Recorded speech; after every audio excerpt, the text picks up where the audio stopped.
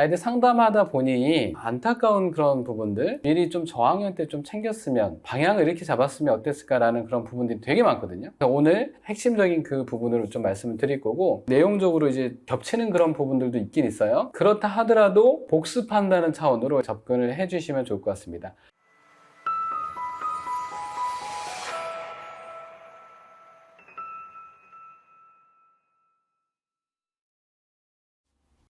네, 안녕하세요. 반갑습니다. 김학수입니다. 자, 그러면 바로 시작을 하도록 하겠습니다. 주요대 전형별 정원 비교.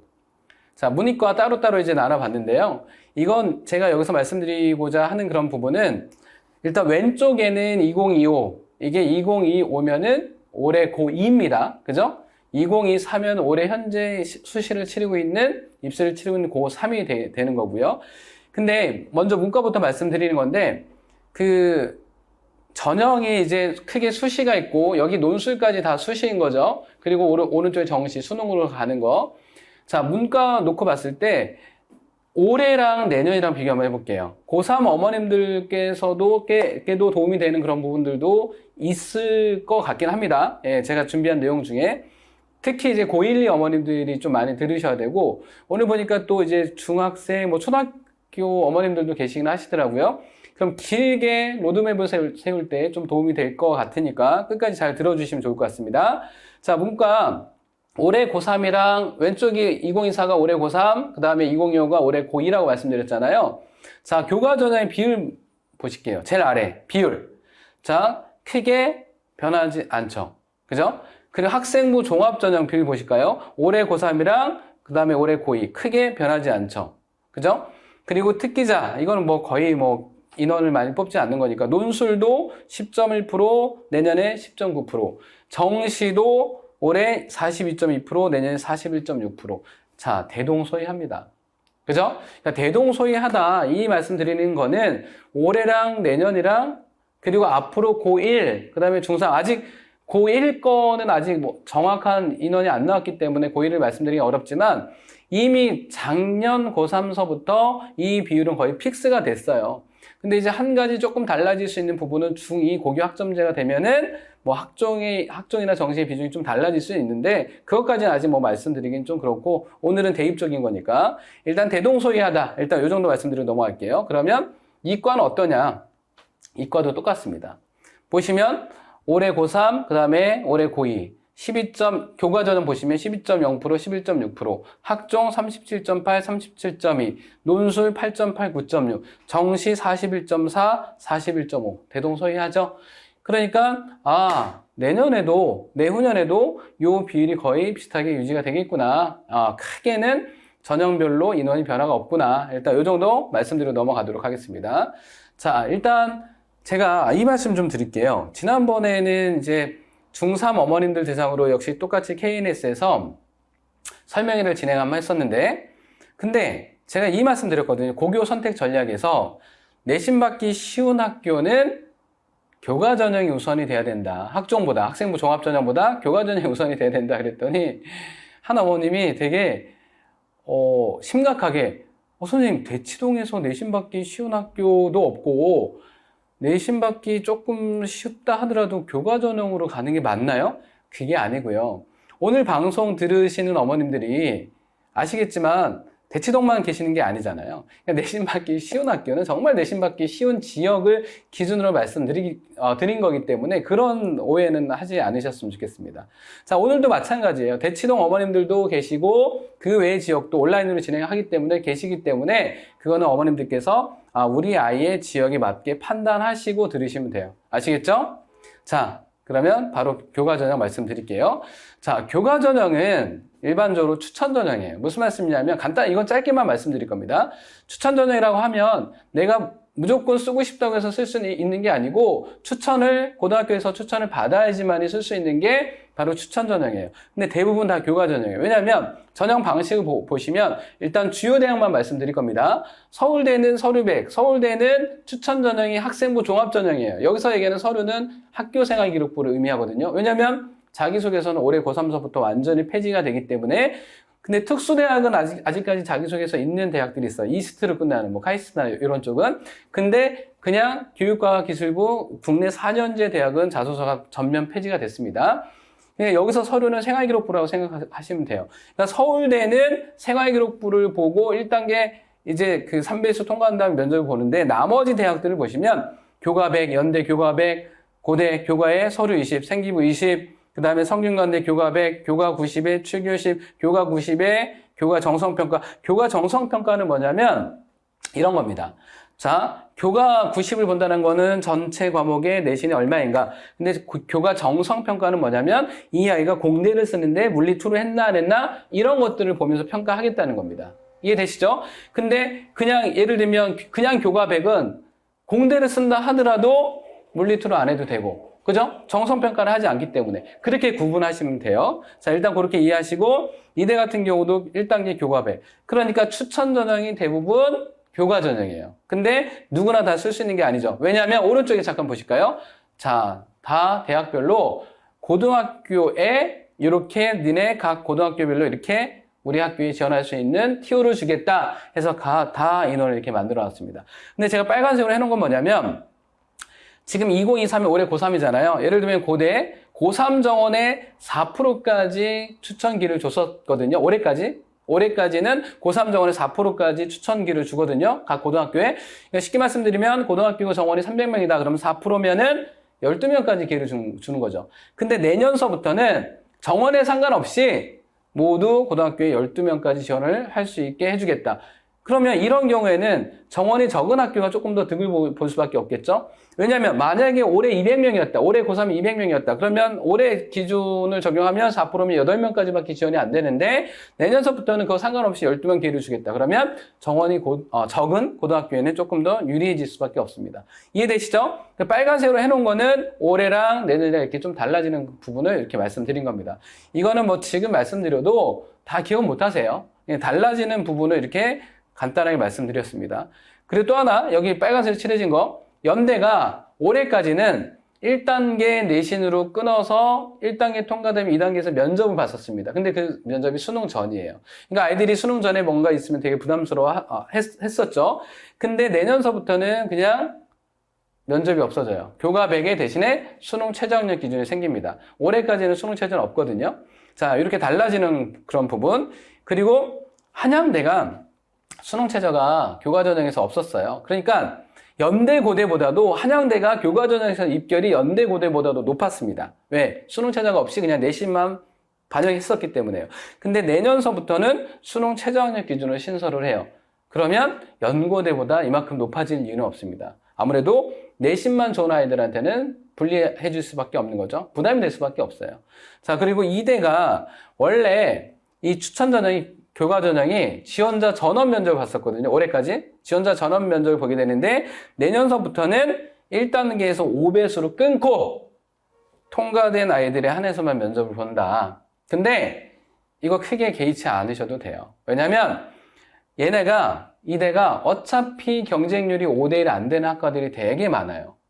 그러면 5배수 통과시킨다 하더라도 올해랑 내년에 크게 달라지지 않습니다. 경쟁률이 예를 들면 10대1, 뭐 20대1 됐다. 그러면 이 5배수로 된다. 5배수 끊어놓고 면접 본다. 그러면 되게 크게 바뀌는 건데 어차피 얘네는 경쟁률이 5대1 안 되는 학과들도 많았기 때문에 5배수 1단계 통과된다 하더라도 크게 변화되는 건 아니다. 일단 이렇게 이해하시면 돼요. 이해되셨죠? 자, 이제 이과도 똑같아요. 이과도 연대가 좀 전에 말씀드렸지만 면접이 없어지고 교과 100이고 수능 최저가 생긴다. 한양대는 무조건 내신만 봤었는데 똑같이 수능 최저가 생긴다. 뭐 나머지는 거의 똑같으니까 아까 문과 말씀드렸던 거랑 거의 비슷하게 이해하시면 돼요. 자, 이건 넘어갈게요. 이건 뭐냐면 의대. 자, 만약에 우리 아이가 의대를 쓴다. 만약에 교과 전형을 쓴다. 라고 했을 때 대학별로 어떤 대학은 전 과목을 다 반영하는 의대가 있는가 하면 보이시죠? 어떤 대학은 국수, 영, 사, 과 그리고 한국사. 그리고 어떤 대학은 국수영 사과. 어떤 대학은 국수영과 사회 포함 안 하고요. 거기 한국사. 어떤 대학은 국영수과. 어떤 대학은 영어 빠지고 국수과. 대학마다 반영하는 그 방식이 다 달라요.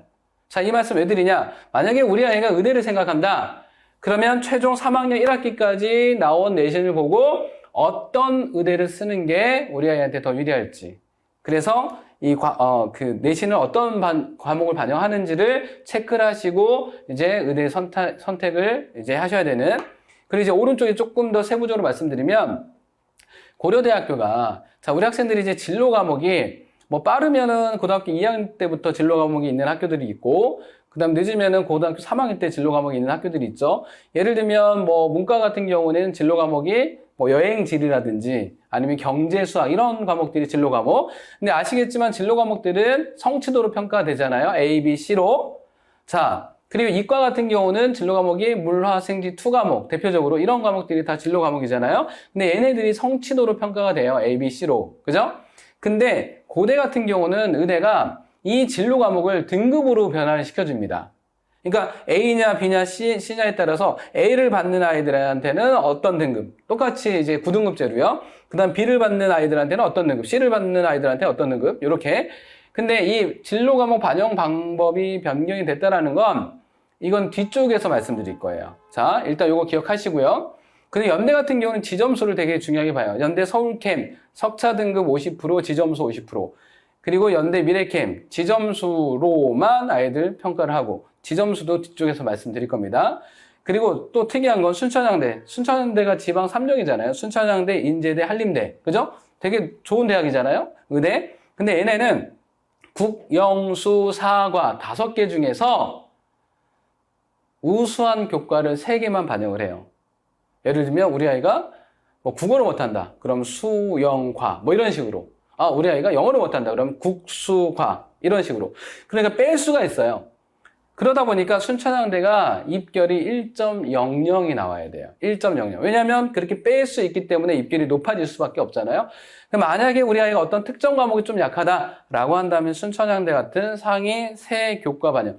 교과랑 과목이랑 다르죠? 교과는 더 큰 개념입니다. 국, 영, 수, 사과. 이렇게 과목은 국어에서 문학, 독서, 언매 이런 게 과목인 거잖아요. 그죠? 그래서 상위 교과만 3 교과만 반영한다. 이런 부분들. 그리고 인제대 같은 경우는 국어, 수학 전 과목을 반영하고 거기에 과학을 2 과목을 반영하는. 그러니까 대학마다 다 다르기 때문에 우리 학생들이 이제 고3 됐을 때 어떤 대학이 유리한지 이제 저 같은 경우는 저희 사무실 연구소 같은 경우는 프로그램을 다 만들어서 학교별로 이렇게 그 내신 산출 다 되게 해놨거든요. 그러니까 교과 전형도 대학마다 다 반영하는 방식이 다르다. 일단 이 정도 말씀드리고 넘어가도록 하겠습니다. 자, 그 다음에 지점수. 지점수가 뭐냐면 표준 편차분의 원점수 빼기 평균. 자, 우리 학생들이 내신을 받으면 가장 왼쪽에 우리 학생들이 받은 원점수가 있고 그 다음에 오른쪽에 평균이 있고 가장 오른쪽 끝에 표준 편차가 있잖아요. 자, 표준 편차는 정의 아실 거예요. 평균으로부터 얼마만큼 흩어져 있는지를 나타내는 지표. 그러니까 만약에 어떤 과목의 표준 편차가 크다 그러면 평균으로부터 아이들이 많이 흩어져 있다는 얘기고 결국엔 그 과목의 실력 차이가 많이 난다. 그러니까 결국에는 표준 편차가 작다라는 거는 아이들이 평균에 많이 몰려있다. 이 말은 실력 차이가 별로 안 난다. 그러니까 표준 편차가 큰 어떤 과목에서 원점수가 높아도 이 아이가 정말 잘했다라고 판단을 하기 어렵다는 얘기예요. 반대로 표준 편차가 되게 작아요. 그러면 아이들 실력 차이가 많이 안 나죠. 그러면 평균에 많이 몰려있다는 얘기고 이 상태에서 어떤 아이가 높은 점수를 받았다. 정말 잘한 거예요. 그죠? 자, 그러다 보니 이 지점수 보시면 표준 편차는 낮을수록 좋게 평가되는 거예요. 실력 차이가 별로 안 난다. 이런 거니까. 그리고 분자를 보면 평균 대비 내 원점수가 높을수록 잘한 거로 평가가 되는 거잖아요. 그러니까 결국에는 분자는 높을수록, 분모는 낮을수록. 그럼 결국에는 지점수는 높을수록 좋게 평가가 된다.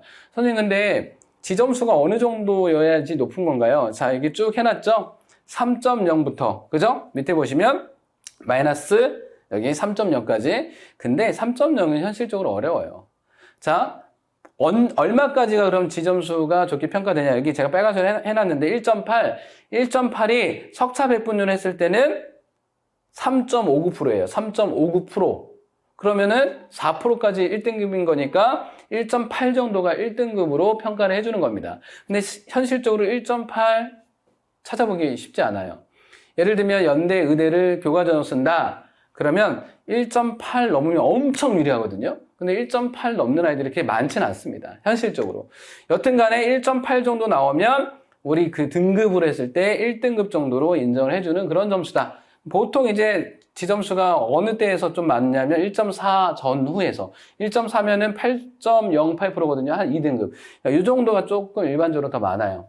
자, 그래서 지점수, 자, 이 설명 드렸는데 좀 전에 제가 연대 같은 경우는 1단계에서 지점수 50%, 그죠? 지점수 50%, 그 다음에 등급, 국영수 사과를 반영하는데 등급이 몇 등급이냐, 지점수는 몇 점이냐 해가지고 아이들 합쳐가지고 아이들 이제 1단계 통과를 시키거든요.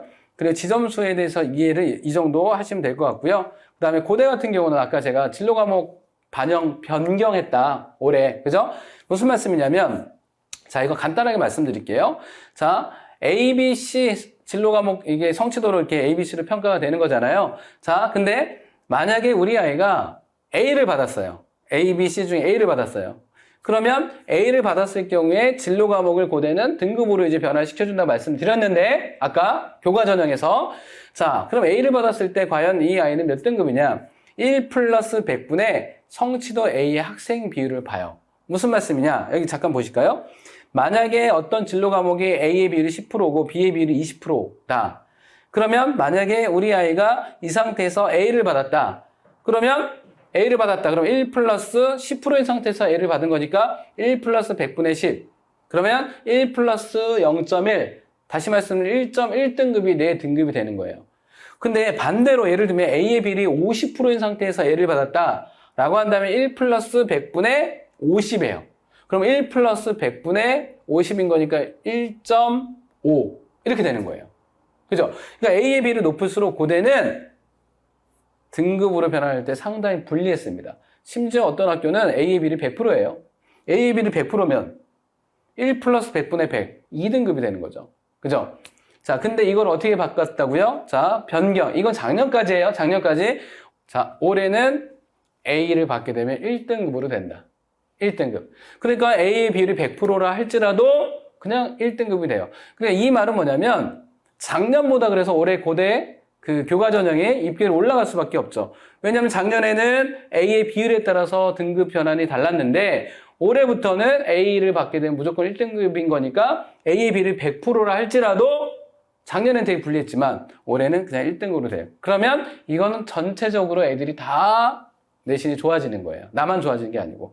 대충 해봤더니 이렇게 하니까 한 0.1등급 정도는 많이 차이 나는 아이의 경우가 0.1등급 정도는 높아지더라고요. 그리고 보통 한 0.3등급 정도, 0.03등급 정도 올라가는 게 일반적이고 좀 많이 올라가는 경우에는 0.1등급 정도 올라가더라고요. 작년 기준에서는 고대 산출을 했을 때 1.6이었는데 올해는 1.5가 된다든가 그렇게 조금 바뀌는 게 올해 해보니까 그렇게 비교가 되더라고요. 일단 이 정도 말씀드리고 넘어갈게요.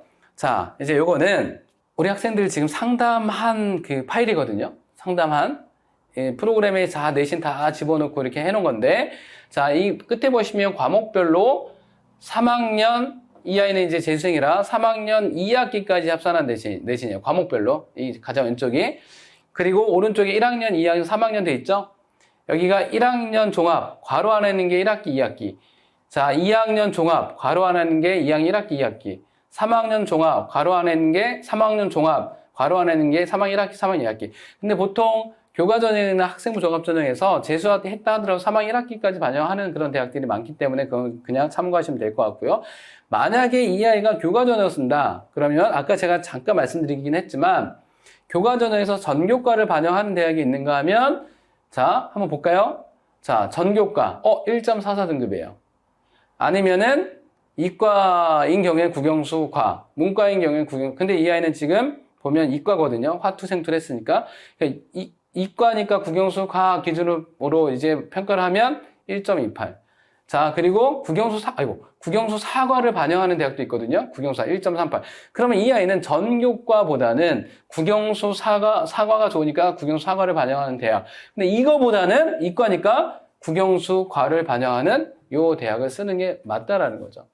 그렇게 이렇게 프로그램 딱 해놓고, 너는 전교과보다는 국영수과가 내신이 더 좋은 거니까 학교 교과전을 지원할 때 국영수 과만 보는 대학으로 지원하자. 이렇게 되는 거죠. 자, 그리고 이거는 내년 얘기입니다. 수능 최저학력 기준 적용할 때, 교과전형에서 적용할 때 올해는 이과의 경우입니다. 이과 같은 경우에 만약에 내가 이과학과를 수시로 쓴다라고 한다면 수학은 미적 또는 기하, 그죠? 그리고 탐구는 과탐, 필수로 지정해 놓은 대학들이 많거든요. 근데 내년부터는 이제 교차 지원이 되게 가능해졌잖아요. 문과 애들도 확통, 사탐 선택해서 이과로 지원이 가능하고, 이과 애들도 확통, 사탐 선택해서 또 이과로 지원이 가능하고, 상관없거든요. 근데 몇 개 대학에서, 특히 상위권 대학에서 그래도 확통, 사탐을 선택했을 때 니네 우리 학교 못 와. 여기 보실게요. 유지. 자, 서울대, 연대, 홍대는 이과는 수학에서 미적 또는 기하. 내년 얘기입니다, 내년. 그리고 탐구는 무조건 과탐을 해야 된다. 근데 밑에 일부 변경, 고대나 동국대 같은 경우는 자연계열 과탐 지정. 그러니까 고대나 동국대의 수능 최저학력 기준을 그 수시에서 맞출 때 수학은 확통 선택해도 된다는 얘기예요. 이해되시죠? 근데 탐구는 무조건 과탐을 해야 된다. 이런 겁니다. 그리고 여기 보시면 성대, 서강대, 한양대, 중대, 경희대, 건대, 숙대는 지정 영역 폐지. 그러니까 이과도 수학에서 확통을 해도 되고 탐구는 사탐을 해도 된다. 이런 겁니다. 수시에서. 정시는 또 다르거든요. 그러니까 내가 만약에 수능으로 대학 간다. 그러면 또 이렇게 지정해 놓은 대학들이 있는데 그건 이따가 가서 말씀드릴게요. 자, 이제 돌발 퀴즈입니다. 돌발 퀴즈. 제가 돌발 퀴즈를 좋아하거든요. 돌발하니까 옛날에 그 면허증 땄던 때가 생각이 나긴 하는데, 자, 돌발 퀴즈. 자, 선생님, 우리 아이가 학추를 써야 되나요? 내신이 애매한데? 그냥 학종으로 생각하는데, 자, 일단은 우리 아이가 교과전형으로 쓰기 조금 애매하다 할지라도 이거는 강남 포함해서 다른 지역도 마찬가지예요. 일단 학추를 받아 놓으세요. 선생님, 저 고대 쓰겠습니다. 선생님, 저 연대 쓰겠습니다. 받아 놓고 나중에 학종으로 변경을 해도 괜찮아요. 선생님, 저 그냥 학추 안 쓰고 교과전형 안 쓰고 학종 쓰겠습니다. 근데 이게 고등학교마다 달라서 너 받으면 학교장 추천 전형, 교과전형 추천 받으면 너 이거 변경 못해? 이렇게 하는 고등학교도 있긴 있어요. 왜냐면 하도 변경을 많이 시켜주면 학교가 복잡해지다 보니까 너 이거 한번 받으면 이거 무조건 써야 돼? 이런 고등학교도 있긴 하더라고요. 만약에 그렇게 고등학교에서 제약을 걸어두지 않는 고등학교라고 한다면 무조건 받아놓으세요. 왜냐면 나중에 학추를 쓰려고 할 때 보면 이미 다른 아이들이 다 받아가지고 티오가 안 남는 경우도 있어요. 그래서 나중에 반납할 수 있는 상황이면은 학추를 받아놓으십시오. 자, 그리고 서울대가 수시에서도 이제 학교당 지역균형 전형 2명을 추천받아서 지원할 수 있잖아요. 정시에서도 지역균형 전형 2명까지 추천받아 지원할 수 있거든요. 그러니까 서울대 정시에서 지균이 내신의 반영 비중이 40이고 수능이 60이에요. 자, 내신의 비중이 높다 보니까 수능 성적이 조금 약한 애들이 지균을 받아가지고 쓰려고 하거든요. 그러다 보니까 수능 성적에 조금 여유가 생겨요. 자, 다시 서울대 정시 지균은 자, 수능이 60%, 그 다음에 내신이 40%거든요.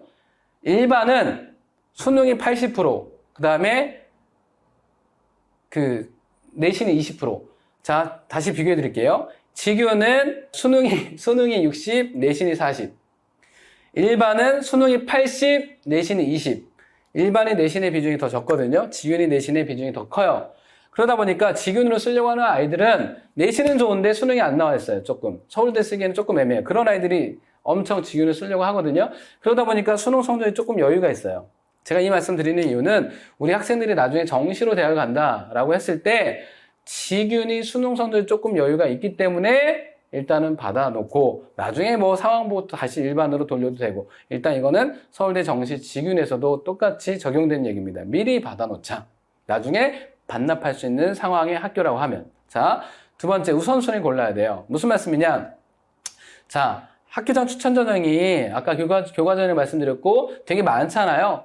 자, 그러면 학교에서 자, 너 3개 쓸 수 있어. 추천 너가 희망하는 거 3개 대학 먼저 우선순위 골라서 와. 그러면 예를 들면 성적이 좋은 애는 서울대, 연대, 고대 받으면 되겠죠. 그죠? 만약에 조금 떨어진다 그러면 뭐 고대, 뭐 성대, 서강대 이렇게 받을 수도 있겠죠. 그죠? 그래서 추천 전형, 교과 전형을 많이 쓰는 학생의 경우에 어떤 거를 먼저 받으면 좋을지 우선순위를 먼저 골라놓고 나중에 선생님께 말씀드려야 된다. 자, 이건 뭐 상담하면서도 많이 정하기도 하거든요. 아, 너는 요거 세 개를 먼저 받아라. 이렇게. 자, 일단 요거 말씀드리고 싶었고, 그 다음에 교과 전형은, 추천 전형은 아까 말씀드렸죠.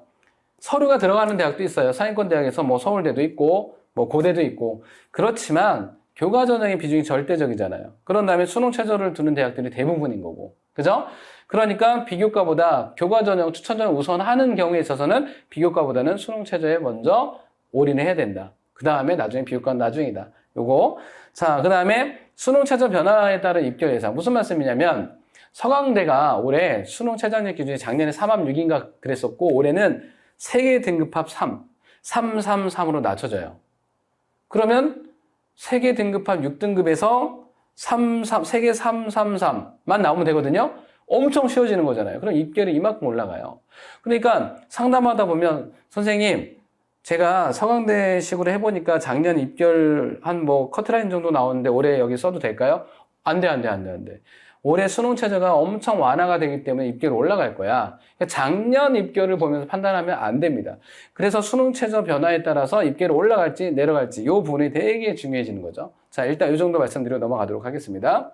그 다음에 이제 학종으로 바로 넘어갈 거예요. 자, 이거는 뭐냐면 대학별로 아직 작년까지는 안 나왔습니다. 2022 재작년 건데 대학별로 학생부 종합전형으로 아이들 이제 뽑힌 고교 유형입니다. 여기 보시면 고대, 일반고가 되게 적어요. 그죠? 나머지 특목자사고. 그죠? 그리고 한양대도 일반고가 되게 적어요. 그러니까 얘네들은 특목자사고를 많이 뽑아준다. 이런 거죠. 상대적으로. 근데 쭉 봤을 때 홍대 보십시오. 학종으로. 특목자사고 잘 안 뽑아요. 특목자사고 뽑는다면 외고에 홍대가 도고동문 불어불미 이런 학과들이 있거든요. 외고 아이들이 거기서 좀 뽑히긴 해요. 일반고보다. 그죠? 자, 이렇게 이걸 왜 말씀드리냐면 만약에 우리 아이가 특목자사고다. 아니면 우리 아이가 일반고다. 그러면 어떤 대학을 공략하는 게 좋은지. 그죠? 막 홍대 막 특목자사고 애들이 막 공격하면 안 되겠죠. 왜냐면 일반고의 비율이 압도적인 거니까. 그래서 여전히 상위권 대학에서는 그죠? 특목자사고의 선발 비율이 높다. 학생부 종합전형에서. 그리고 고대가 올해서부터 교과전형이랑 그 학생부 종합전형 중에 학업 우수형이 있거든요. 계열적 합형도 있고 학업 우수형이 있는데, 자, 고대가 올해서부터 그 교과전형이랑 학종 중에 학업 우수형 중복 지원을 못하게 막아놨어요. 작년까지는 중복 지원을 할 수 있게 만들었었거든요. 근데 올해부터 막아놨어요. 그러면 아이들이 교과전형을 쓰는 아이들이 이제 학생부 종합전형 학업 우수형을 못 써요. 그렇게 되다 보면 작년까지는 중복 합격해서 학업 우수형의 입결이 되게 높았었거든요. 근데 올해부터 중복 지원을 못하는 거니까 교과전형 쓰는 아이들은 교과전형만 쓸 수밖에 없어요. 그러면 학생부 종합전형 중에 학업 우수형은 교과전 쓰는 애들이 지원 못하는 거니까 입결이 작년에 비해서 좀 떨어질 수밖에 없습니다. 그죠? 자, 그거 잠깐 말씀드리고 넘어가도록 하겠습니다. 자, 그 다음에 학생부 종합전형 이제 문과서부터 좀 달라지는 그런 부분. 그냥 간단하게만 말씀드릴게요. 자, 연대가 수능 최저학력 기준이 국제형 송도캠이잖아요. 수능 최저학력 기준이 영어 1에서 영어 2로 완화가 된다. 왜냐면 영어 1 맞는 거 되게 어려워요. 재작년에 영어가 되게 어려웠잖아요. 영어 1등급 맞은 애들이 없어가지고 수시에서 다 못 채웠어요. 그래가지고 정시로 2월 시켜가지고 엄청 많이 뽑았었거든요. 자, 그런 어떤 이유 때문에 영어를 2등급으로 완화시켜준다. 그리고 이게 되게 큽니다. 고대가 내년서부터 학업 우수형이 올해까지는 1단계 통과되면 면접이 있는데 내년서부터는 서류 100으로 바꿔요. 무슨 말씀이에요? 서류 100이라면 생활기록부 100. 면접 안 본다는 얘기예요. 그럼 이게 무슨 얘기죠? 납치라는 겁니다. 납치. 자, 그래서 특히 교육특구 강남권 아이들은 이거 잘 안 쓸 거예요. 난 정시가 더 잘 나오는데? 이거 안 쓸 거야. 그죠? 그러면 강남권 학생들한테도 만약에 고대 갈 수 있는 그 수능 성적이 모의고사 성적이 안 나오고 있다. 그러면 기회가 될 거고, 그 강남권을 벗어난 다른 어떤 지역의 아이들도 강남의 아이들이 고대 같은 경우는 이 교육특구 이 강남 쪽의 아이들 많이 뽑아주거든요. 근데 만약에 수능이 잘 나오니까 고대 학종 학업 우수형 안 쓴다. 그렇게 되면 강남권 아이들도 그렇고 만약에 정시로 고대를 못 가는 그 모의고사 성적이 나오는 그리고 그 외곽 지역의 아이들도 공략하기 훨씬 더 수월해지겠죠. 그죠? 자, 납치로 바뀌기 때문에. 자, 요게 되게 중요하게 바뀌는 그런 부분입니다. 자, 넘어갈게요.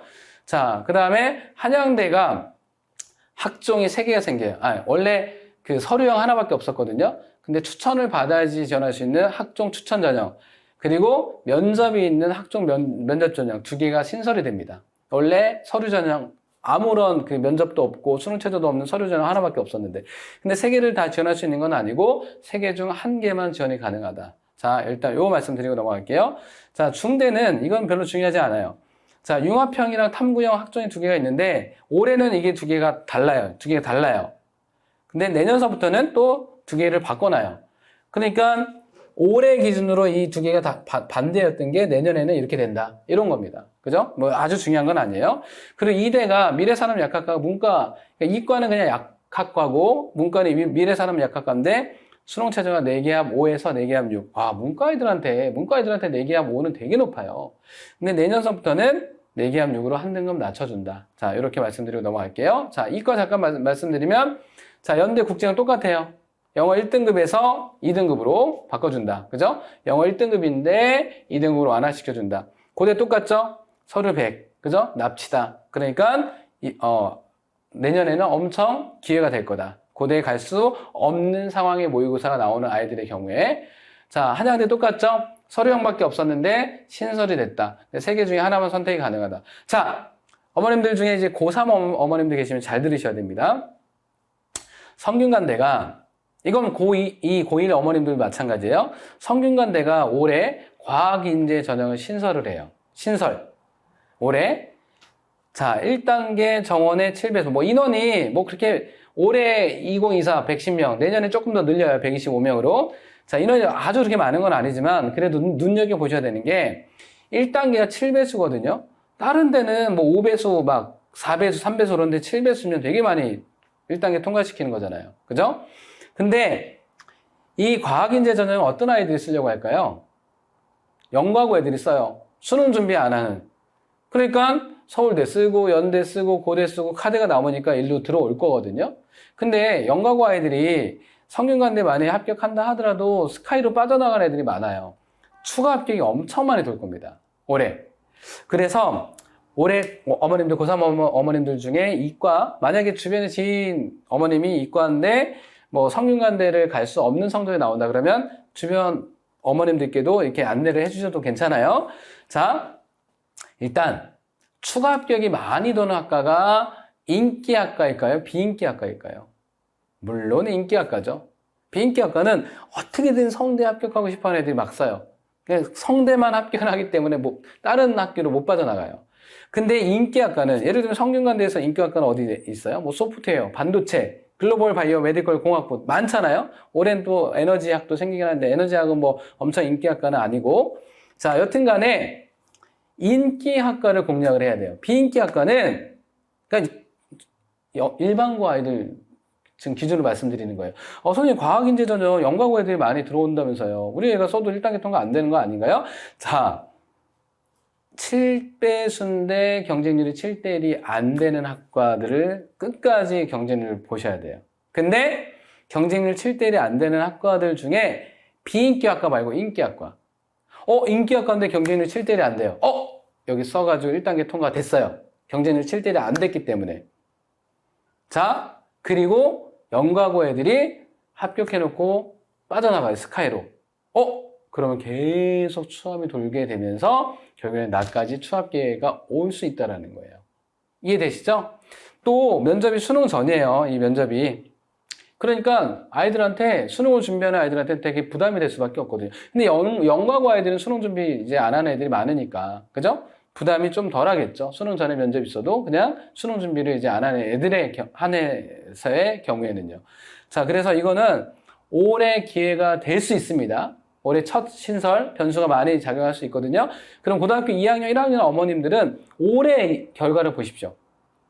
제가 끝나고 이제 수시 끝나면 또 올해 그 결과를 가지고 또 설명회를 이제 할 거거든요. 여기 KNS에 와가지고 그 올해 어땠는지, 입결은 안 나오긴 하겠지만 올해 뭐 경쟁률이나 올해 뭐 신설된 전형이 어땠는지 이런 부분 가지고 또 다시 말씀드릴 기회가 한 뭐 수시 끝나면 있을 것 같긴 하거든요. 자, 이거 눈여겨보셔야 돼요. 자, 정리할게요. 경쟁률이 7대 1이 안 되는 인기학과라고 말씀드렸나요? 비인기학과라고 말씀드렸나요? 네, 인기학과. 그래야 스카이로 빠져나가서 추가 합격이 많이 돌기 때문에. 이해되시죠? 자, 분명히 말씀드렸습니다. 그리고 이제 요것도 말씀드릴게요. 2대 과학특기자 전형. 언제 폐지된다고 된 거죠? 내년서부터. 그죠? 올해 남아있어요. 올해 마지막이에요. 근데 이게 특히 여학생들 만약에 이대 갈 수 없는 성적이 나온다. 근데 수학과학과 관련된 상도, 그 다음에 활동도 많다. 이대가 자기소개서는 다 폐지가 되는데 이대 이 과학특기자 전형은 활동 보고서라는 게 있어요. 그 홈페이지에 한번 찾아보십시오. 거기에 수상 4개, 활동 4개 쓰게 돼 있거든요. 활동 보고서, 자기소개서가 없어졌지만 이대는 이 특기자 전형에서 활동 보고서가 남아있어요. 그러면 이거를 수상 4개를 채울 수 있고 활동 4개를 채울 수 있다. 근데 수상 4개를 채우는 거 어렵습니다. 왜냐면 올해서부터 수상 실적이 학생부 종합전형에서 반영 안 하다 보니까 아이들이 수상을 신경 쓰지 않은 아이들이 많아요. 그러니까 수상이 조금 적다 하더라도 괜찮은 활동을 쓸 수 있다고 한다면 활동 보고서 안에 4개 활동 적게 되는데 쓸 수 있다고 한다면 과학 특기자 전형도 고려해 보셔도 괜찮아요. 근데 어머님들께서 선생님 특기자 전형이면 이거 과고 애들 많이 쓰는 거 아닌가요? 일단 여학생들 과고 아이들 많지 않아요. 그리고 이대 별로 마음에 안 들어요. 이대 관계자 계시면 좀 죄송하지만 그러니까 결국에는 합격은 과고 애들이 이제 충분히 이게 경쟁력이 있는 과고 애들이 많이 합격을 하지만 등록도 잘 안 해요. 채워지는 게 일반고 아이들로 추가 합격이 채워져요. 자, 이거는 뭐 어떻게 보면 뭐 그냥 소위 말하면 영업 비밀이라고 얘기할 수 있지만 근데 어차피 올해까지만 하고 없어지는 폐지가 되는 전형이기 때문에 올해 고3 어머님들은 좀 눈여겨보셔야 됩니다. 자, 이제 지금부터 준비되어 있고 정말 중요한 말씀 드릴 거예요. 자, 이거는 너무 많이 보셨어요. 그럼에도 불구하고 또 강조드린 겁니다. 무슨 말씀이냐? 자, 지금 제목이 뭐였죠? 학생부 종합전형 지금부터 준비되어 있고 그죠? 자, 일단 학생부 종합전형에서 아이들 서류평가 요소가 학업 역량, 진로 역량, 공동체 역량 3가지를 주로 평가를 하는데 학업 역량은 학업 성취도, 학업 태도, 탐구력 이건 구체적으로 말씀드릴게요. 진로 역량은 진로 탐색 활동과 경험은 가장 후순위예요. 후순위. 가장 중요한 건 전공 관련 교과를 이수하려고 노력했냐 안 했냐. 공대 가는데 물투를 안 하면 안 되잖아요. 그죠? 뭐 물론 물투를 안 해도 갈 수 있는 공대는 있어요. 예를 들면 산업공학과라든지 컴퓨터공학과 이런 데는 물투 안 해도 갈 수는 있는데 기계공학과, 전자공학과 이런 데는 물투 해야죠. 자, 전공 관련 교과를 이수하려고 노력했냐 안 했냐. 그러니까 이수했냐 안 했냐. 이게 되게 중요해요. 진로 역량 평가할 때. 두 번째는 전공 관련 교과야? 그러면 내신은 좋냐? 점수는 좋냐? 물투를 이수했어. 오케이. 근데 물투 성적이 안 좋아요. A, B, C 중에 C가 나왔어요. 그럼 차라리 안 하는 게 나아요. 그죠? 해가지고 C가 나왔어요. 너 진짜 물투 못하는 애구나. 이렇게 이제 판단을 하는 거니까. 그죠? 미리 말씀드리고 싶은 부분은요. 올해 고3은 이미 뭐 3학 1학기 내신까지 다 끝났기 때문에 고1, 2 우리 학생들 고3 됐을 때 투과목 할 거잖아요. 그죠? 자, 만약에 요만큼이라도 학종을 생각한다 라고 한다면 절대 제발 투과목 버리지 말게 하십시오. 이따가도 사례 보여드릴 거예요. 아니 학생부 종합전형을 생각하고 상담을 받으러 왔는데 진로 과목, 투 과목들을 다 버린 거예요. 그럼 어떻게 했어요? 물론 아까 말씀드렸지만 과탐에 관심 없는 학과들 컴공이나 예를 들면 산업공학과 이런 데 쓸 수는 있어요. 근데 학과 선택의 폭이 많이 제한이 될 수밖에 없잖아요. 그죠? 자, 요거는 조금 더 이제 구체적으로 말씀드릴 거예요. 그리고 진로 역량은 그 다음, 그러니까 진로 역량에서 진로 탐색 활동과 경험, 활동은 가장 후순위예요. 그러니까 내가 예를 들면 공대를 간다. 그러면 너가 공대를 오려고 하는데 그러면 공대 관련해서 너가 역량이 얼마만큼 있냐 보여줘라. 물투 오케이 너 이수했네 좋아. 그 다음에 너 물투 내신 좋네. A 받았고 점수도 100점이네. 좋아. 그 다음에 이제 활동을 보겠다 이거예요. 그죠? 그러니까 활동이 우선이 되면 안 된다. 자, 이 부분 너무나도 강조를 많이 드렸어요. 자, 그리고 학업 역량에서 과연 이 학업 성취도는 뭘까? 구체적으로 말씀드릴게요. 자, 좀 전에 제가 학업 역량에서는 학업 성취도, 학업 태도, 학업 탐구력 잠깐 말씀드렸는데 학업 성취도는 뭐냐? 이게 빨간색으로 하는 거 되게 중요합니다. 자, 학기별, 학년별 성적은 상승하고 있는가, 하락하고 있는가. 어머님들 많이 아시잖아요. 우상향. 그죠? 우상향. 내신 올라가는 거 좋다. 물론 내신 올라가는 거 좋다 그래서 1학년 때부터 망할 필요는 없어요. 물론 1학년 때부터 상위권으로 유지되는 게 제일 좋죠. 근데 만약에 1학년 성적이 조금 안 좋았다. 그러면 앞으로 올라가는 거 보여주면 또 너무 좋다. 근데 그 올라가는 거 어느 정도 올라가는 걸 보여주면 좋냐? 그건 좀 이따 말씀드릴게요. 자, 그 다음에 유난히 소홀함을 보이는 과목은 없는가? 올해도 안타깝게 어떤 아이가 있었냐면, 뭐 안타깝다고 표현하긴 그렇지만 이과 아이예요. 근데 일본어를 이제 2학년 때 선택을 했는데 8등급이에요, 8등급. 이건 버린 거예요. 유난히 소홀함을 보이는 과목이 있는 거죠. 그죠? 선생님 그러면 몇 등급 정도면 유난히 소홀함을 보이는 과목이 없다라고 얘기할 수 있어요? 최소한 5등급 안에 들어야죠. 제2외고도 한 4등급 나오면 다른 거 예를 들면 뭐 주요 과목 다 1, 2등급 나오고 제2외고 한 4등급 정도 나와도 치명적이진 않아요. 이과 애들한테. 그죠? 문과 애들한테도 마찬가지예요. 선생님 저 상경계열 갈 건데요. 그래서 중국어 지금 내신 버렸는데요. 그럼 막 7등급 나와 있고 이런 경우는 안 좋다는 얘기예요. 그래도 아무리 신경 안 쓴다 하더라도 최소한 5등급 안쪽에는 만들어 두자. 이 말씀 좀 드리는 겁니다. 자, 희망 전공과 관련된 기본 과목은 어느 정도 이수했는가? 이거 뭐랑 중복되는 거죠? 아까 진로 역량. 그죠? 그리고 과목별 이수자 규모는 어느 정도인가? 그러니까 학종에서는 아이들이 가장 많이 질문하는 게 선생님 저 2등급 문을 열고 들어갔어요. 문을 열었어요. 그 말씀 뭐죠? 그 얘기는 2등급 가장 상위권을 찍었다는 얘기잖아요. 뭐 조금만 점수 잘 나왔으면 1등급 끝자락에 있었는데 교과 전형에서는 물론 1등급, 2등급 얘가 2등급 문을 열었는지 안 봐요. 근데 학생부 종합전형에서는 평가를 합니다. 보면서 야, 이 아이가 아쉽게 2등급을 받았구나. 그럼 1등급 끝자락에 걸린 애랑 큰 차이를 두지 않습니다. 근데 교과 전형에서는 정말 큰 차이예요. 그죠? 그래서 과목별 이수자 규모는 또 어느 정도인가? 이 아이가 인원이 적네? 자, 이 말씀 드릴게요. 얼마 전에도 제가 상담했던 아이인데 이 아이가 지금 1학년이에요. 1학년. 근데 2학년 때 과목 선택을 하는데 이 아이가 의대를 목표로 해요. 의대. 그러면 아이들이 물화생지 원 4개 중에 보통 3과목을 선택하는 게 일반적이잖아요. 4과목 다 하는 데도 있긴 하지만 그러면 이제 고민이 돼요. 선생님 저 의대 생각하는데요. 물화생지 중에서 3과목 화생지 선택하려고 해요.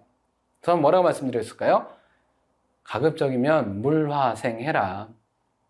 자, 의대도 원과목 했냐 안 했냐를 중요하게 보는 의대들도 많아요. 아니, 물리원을 했냐 안 했냐 중요하게 보는 의대들도 많아요. 그러니까 화생지 선택보다는 물화생 선택하는 게 더 나아요.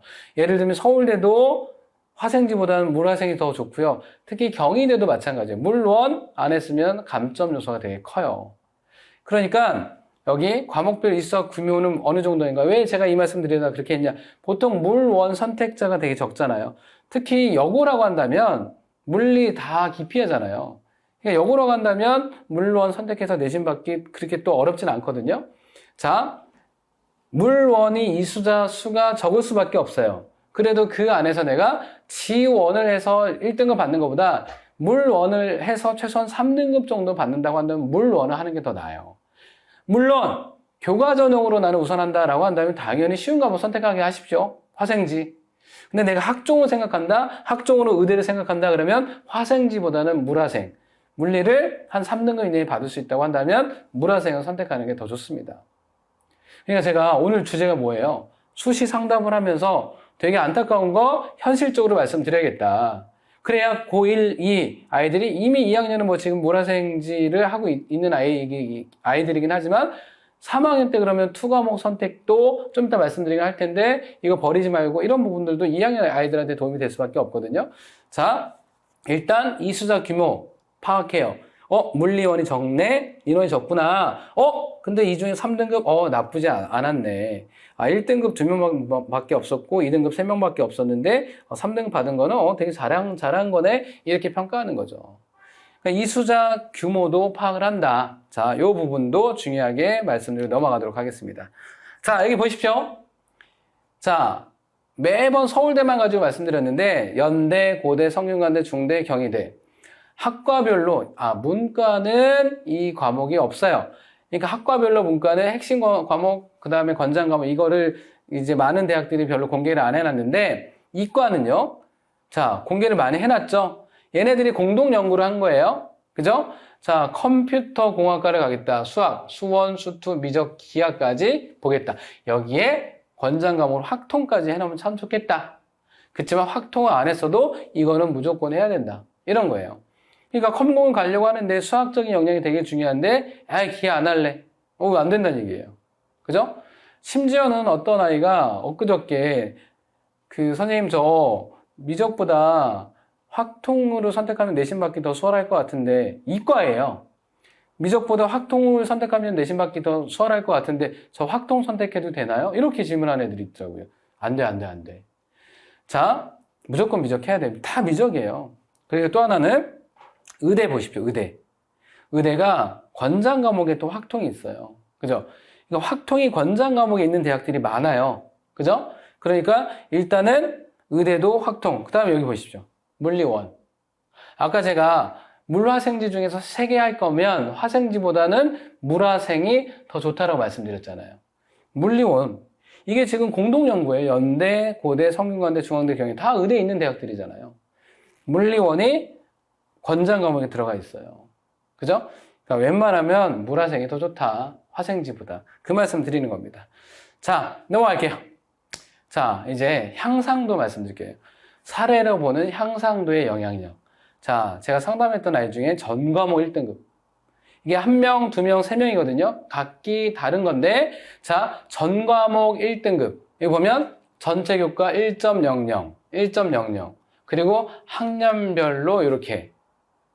자, 그러면 전 과목 1.0이 나오게 되면 향상도가 몇 점이 나오냐? 8.0이 나와요. 8.0. 이 8.0이라고 하면 1등급 나왔을 때 이 향상도가 수치화 시켜놓은 건데 1등급 나왔을 때 8.0이 나와요. 8점이 나와요. 근데 선생님 8점이면 어느 정도인데요? 1등급으로 다 올 1등급 나왔을 때 8.0이 나온다는 얘기잖아요. 그럼 8.0 이상은 없을까요? 자, 일단 참고로 말씀드리면 어떤 아이가 내신이 3등급으로 유지가 된다. 내신이 3등급으로 유지가 된다. 그러면 향상도는 4점이 나와요. 3등급으로 유지가 될 때 4점. 어떤 아이가 내신이 2등급으로 유지가 된다. 그러면 향상도는 6점이 나와요. 이 아이는 1등급으로 유지가 돼서 8점이 나온 거거든요. 선생님 그러면 8점 이상이 없겠네요. 1등급으로 유지가 된 아이도 지금 8.0이 나온 거니까 자, 이렇게 1등급 유지가 됐습니다. 8.0. 그죠? 자, 아래 아이 보실까요? 국영수 4가 이 아이는 문과인데 이 아이가 국영수 4가 2.04예요. 3학년 1학기까지. 근데 와, 2학년 1학기 2.67. 2학년 2학기 2.7이 조금 떨어졌네요. 국영수 4 다 총합했을 때 조금 떨어졌어요. 근데 2학년 1학기 때 1.89, 2학년 2학기 때 1.56, 3학년 1학기 때 올 1등급 찍었습니다. 1학년 1학기에서 1학년 2학기 때 잠깐 떨어지긴 했지만, 떨어지긴 했지만, 2학년 1학기, 2학기, 3학년 1학기 계속 올라갔죠? 향상도 보실까요? 몇 점 나와요? 국영수 4 기준으로 9.5. 올 1등급 나온 애보다 더 높게 나와요. 그죠? 물론, 올 1등급 나오면 좋게 평가되죠. 근데 향상도 차원에서 봤을 때, 이렇게 되다 보니까 향상도가 9.5면 정말 잘 나오는 거거든요. 자, 특히 서울대나 연대, 고대 이런 상위권 대학에서 향상도를 되게 중요하게 봐요. 그래서 7.0 넘어간다. 그러면은 되게 좋게 평가합니다. 여기는 제가 담지는 않았지만 제가 상담했던 아이 중에 향상도가 13점 얼마 나오는 아이가 있었습니다. 정말 1학년 1학기 때 막 6등급, 7등급, 1학년 2학기 때 6등급, 2학년 1학기 때 뭐 3점 얼마, 2학년 2학기 때 2점 얼마, 3학년 1학기 때 1점 얼마 이렇게 찍은 아이도 있었거든요. 향상도가 13점 얼마가 나오더라고요. 스카이, 연고대 1단계, 서울대, 연대, 고대 1단계 다 통과됐습니다. 근데 이런 경우는 있으면 안 돼요. 여기 보실까요? 이 아래 좀 가려졌는데 지금 1학년 1학기 때 2.7, 1학년 2학기 때 3.0, 2학년 1학기 때 3.48, 2학년 2학기 때 3.87, 3학년 1학기 때 4.0 계속 떨어져요. 자, 향상도 어떻게 나와요? 마이너스 값이 나와요. 전체 내신에서 뭐 3.36 이렇게 나왔는데 국영수 감안 3.36이면 교과 전형에서는 이 향상도 이런 거 없거든요. 학생부 종합 전형에서는 이 향상도를 되게 중요하게 봐요. 저는 아이들한테 상담할 때, 야, 너 지금 1학년 1학기 내신 이렇게 나왔는데, 아니면 2학년 1학기 내신 이렇게 나왔는데, 2학년 2학기 내신 이렇게 나오잖아요. 향상도 이만큼 올라간다? 직접 보여줍니다. 그냥 아직 성적은 받지는 않았지만 그냥 넣어봐요. 자, 이렇게 2학년 2학기 때 이렇게 내신 이렇게 나오잖아. 향상도 이만큼 올라가. 이거 한번 해보자. 진짜 그렇게 해서 오는 아이들이 있어요. 아이들한테는 동기부여가 되는 거죠. 그죠? 그래서 향상도가 되게 중요하기 때문에 설사 1학년 때 성적이 좀 안 나왔고 2학년 학생들한테 2학년 1학기까지 성적이 좀 안 나왔다 하더라도 2학년 2학기나 3학년 1학기까지 올려주면 향상도는 다시 올라가거든요. 중간에 이렇게 한번 살짝 떨어진 거 아무런 영향이 없어요. 그죠? 1학년 1학기에서 1학년 2학기 조금 떨어진 거는. 그죠? 전반적으로 향상도가 7.0이 넘어가면 되게 좋게 평가한다. 그러면 우리 아이는 지금까지 향상도가 어떻게 돼 있을까? 그죠? 그 부분 우리 아이들한테 이거는 각인을 시켜주셔야 됩니다. 야, 향상도가 그만큼 중요하대. 자, 그리고 이런 경우 있으면 안 되겠다. 학종에서 3학년 진로 과목의 중요성. 아까 제가 말씀드렸죠. 이거 보실까요? 이 아이가 일반적이진 않죠. 물화를 선택하거나 화생을 선택하거나 아니면 물질을 선택하는 게 일반적인데 생지를 선택했어요. 생투, 지투를. 자, 평균 생투 60.2, 지투 45.2, 원점수 생투 평균보다 안 나왔고 지투 평균 약간 넘었습니다. 근데 둘 다 뭐예요? C. 어떤 학과를 써요? 생명과학도 버렸기 때문에 생명과학과 관련된 학과를 못 쓰죠. 지구과학도 C예요. 버렸잖아요. 이거 버렸다고 밖에 할 수는 없는 거죠. 그죠? 심화수학은 그래도 A 나와서 좀 챙겼는데 이런 경우에 그럼 수학은 그래도 그나마 괜찮네요. 그죠? 그러면 아까 말씀드렸던 산업공학과나 컴공 이거 외에는 이 과탐 과목과 관련된 학과는 지원하기가 되게 어려워요. 제발 버리지 말게 하십시오. 여러 번 말씀드리거든요. 투과목 만약에 학종을 요만큼이라도 생각한다. 절대 버리지 말게 하십시오. 그리고 3학년 내신은요. 선생님들께서 프린트물 3학년 투과목은 프린트물이나 교재에서 콕콕 찍어가지고 이거 시험 문제 낼 거야. 이렇게 해서 내신이 출제가 되는 학교들도 많아요. 그럼에도 불구하고 버린다? 학종 쓰는데 상당히 어렵습니다. 자, 요 말씀 좀 드리고 넘어가도록 하겠습니다. 자, 또 돌발 퀴즈입니다. 자, 수시 교차 지원이 가능하냐? 아, 이거 오늘도 어머님께서 물어보셨습니다. 오늘도 이과 어머님이신데 선생님 우리 아이 이과로 교차하고 싶어요. 아, 이과인데 문과로. 경영학과 가능할까요?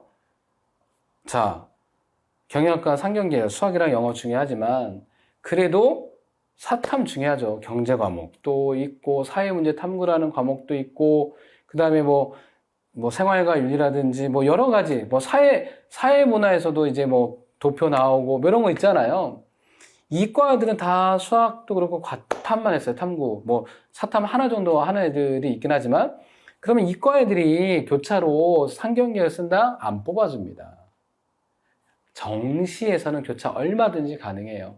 수시에서는 이과 학생들 선생님 교차 하면 안 되나요? 할 데 없나요? 자, 물론 있습니다. 자, 연대 응용통계, 고대 통계학과. 자, 통계학과가 서울대는 이과예요. 근데 연대랑 고대는 문과예요. 그리고 중대도 문과, 시립대는 또 이과. 학교마다 통계학과 문과인 학교도 있고 이과인 학교도 있어요. 그러면 연대나 고대는 문과에 있지만 이과 애들이 학생부 종합전형에서 통계로 교차해서 합격을 하는 경우들도 꽤 있어요. 이런 특정한 학과 말고는 교차하는 거는 크게 의미가 없어요. 어렵습니다. 물론 이 문과 애들이 이과는 더 어렵죠. 그죠? 자, 교차 지원은 특정한 통계학과 같은 그 정도 말고는 이과 애들이 문과로 교차하는 거는 비춥니다. 어렵습니다. 자, 두 번째, 신설학과 위치와 영향. 자, 올해 서울대학교가 첨단 융합학부를 신설하죠. 특히 일반 전형에서 98명을 뽑아요. 엄청납니다. 선생님 그러면 이 98명 뽑는 데는 전기정보공학부도 많이 뽑긴 하거든요, 서울대가. 근데 이거보다 더 많이 뽑아요. 98명. 올해 처음 신설이에요. 그러면 아이들 상담하다 보면 첨단융합학부에 대해서 묻는 아이들이 많거든요. 그럼 첨단융합학부가 위치가 어느 정도일까요? 자, 서울대 컴공을 쓸 수 있는 아이가 첨단융합학부를 쓸까요? 안 쓰죠? 서울대 전기정보공학부를 갈 수 있는 아이가 첨단융합학부를 쓸까요? 안 쓰죠? 첨단융합학부에는 뭐 혁신신약, 신약 쪽도 있고 데이터 쪽도 있고 뭐 몇 개 같이 섞여 있거든요. 근데 전기정보공학부를 내가 갈 수 있는 성적이 돼 있는데 첨단융합학부 안 쓰죠. 화생공을 갈 수 있는데 첨단융합학부도 안 써요. 재료공을 갈 수 있는데 첨단융합학부 고민하는 애들도 있는데 그래도 재료공을 조금 더 선호해요. 그러면 어디서 고민하냐? 기계공이냐? 첨단융합학부냐? 여기서는 첨단융합학부를 조금 더 선호해요. 아이들 올해 수시 상담하다 보니까. 그러면 첨단융합학부 올해 신설이 되는데 이 영향 위치는 대충 그 컴공, 전기정보공, 화생공 그거보다는 아래고 기계공보다 조금 높은. 자, 위치는 그 정도고요. 그럼 영향은 어디에 영향을 주죠? 상위권에는 영향 안 주죠. 전기정보공학부, 화생공, 그 다음에 컴공 여기에 영향 안 줘요. 얘네를 더 선호하니까. 그러면 영향을 주는 거는 걔네들 밑에 공대, 기계공, 에너지자원공, 원자핵공, 건설환경, 환경공 요런 데 영향을 줄 수밖에 없어요. 그래서는 아이들 이제 상담할 때, 야, 올해 첨단융합학부가 들어오니까 이 얘네들 좀 낮은 공대가 조금 약할 것 같아. 여기 한번 공략 한번 해보자. 작년까지는 안 될 법한 아이들한테 여기 조금 이제 추천을 하는 편이긴 하거든요. 일단 그거, 그러니까 기계공학과는 첨단융합학부가 많은 영향을 준다.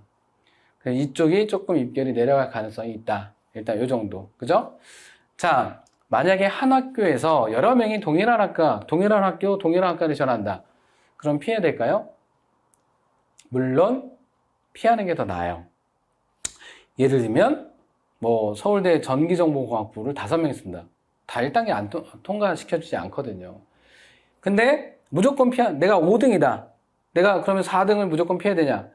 전체 내신으로는 봤을 때는 5등이고 근데 4등은 조금 나보다 내신 좋아요. 근데 4등은 수가가 나보다 좀 약해요. 나는 5등인데 4등은 전체 내신 나보다 좋긴 하지만 수학과학이 약해. 그러면 지원해도 돼요. 근데 1, 2, 3등이 있잖아요. 그죠? 아니, 그럼 이렇게 가지 말고 예를 들면 내가 3등이에요. 3등인데 1등은 독보적이에요. 근데 2등은 나보다 내신 전 국영수가 좋긴 한데 수가가 나보다 좀 약해요. 그러면 수가가 좋은 3등 아이가 2등을 이길 수가 있습니다. 그런 경우 많아요. 그러니까 여러 명의 동일학과 지원 시에는 전체 내신보다는 그 지원하려고 하는 학과랑 관련된 내신 성적이 내가 더 좋은지 아니면 내가 더 안 좋은지 그 부분을 가지고 피해도 되고 피하지 않아도 되고 일단 그렇게 말씀드리고 넘어갈 겁니다. 그래서 저는 상담할 때 야, 너 앞에 있는 애가 너보다 수학과학이 좀 약할 것 같은데 너 수학과학이 되게 좋아 물어봅니다. 선생님 맞아요. 너 쓰자. 너가 1단계 통과될 가능성이 더 높다. 이렇게 얘기를 해주거든요. 일단 무조건 피해야 되는 게 상책은 아니에요. 또 무조건 지원하는 것도 상책이 아니고 그 전공 관련된 과목들을 보면서 쓸지 말지를 판단하면 돼요. 이해되셨죠? 자, 그리고 공동교육과정 필히 이수하는 게 맞냐? 공동교육과정 하려면 본인 학교에서 우리 학생들 본인 학교에서 하는 거는 뭐 왔다 갔다 할 필요 없이 괜찮은데 다른 학교 가서 하는 거 왔다 갔다 시간도 많이 걸리잖아요. 그죠? 그래서 만약에 상관없다라고 해놓는 게 좋긴 해요. 아예 없는 것보다. 근데 공동교육과정은 예를 들면 고급 화학이다, 고급 물리다, 특히 이제 이과의 아이들이 공동교육과정 많이 하니까. 근데 이 고급 화학이다, 아니면 고급 화학 실험이다, A의 비율을 많이 줘요. A 비율 100%. 평균도 높아요. 그럼 내가 여기서 A를 받는다 하더라도 평균도 높고 A의 비율이 100%면 평가하는데 얘가 진짜 잘하는 아이인가? A 비율이 100%고 평균도 높은데 이 아이가 평균 정도 된다? 잘했다고 평가하기 어렵잖아요. 자, 정답이 있진 않지만 제가 말씀드리고 싶은 부분 하는 게 좋지만 힘을 빼자. 왜냐면 점수 잘 주거든요. 대부분. 그래서 이 공동교육과정을 들으면 점수 잘 주는지 점수 잘 준다 그러면 힘을 좀 빼고 듣긴 듣되 이제 주요 과목에 더 집중해 주는 게 더 좋다. 일단 요 말씀 드리고 넘어가도록 하겠습니다. 자, 일반고를 선호하는 의대가 있나요? 예, 있어요. 요즘에 예전 같지 않게 그 좀 많은 의대들이 일반고를 점점 뽑기 시작해요. 대표적으로 이대 의대 일반고 중심으로 뽑습니다.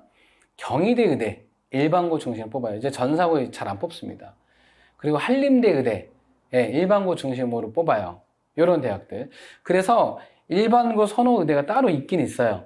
근데 여전히 특목자사고를 좀 많이 뽑아주는 데는 뭐 이제 수도권 의대 중에서 메이저는 다 그래요. 뭐 서울대, 연대, 고대, 뭐 카대, 특목자사고 많이 뽑아줍니다.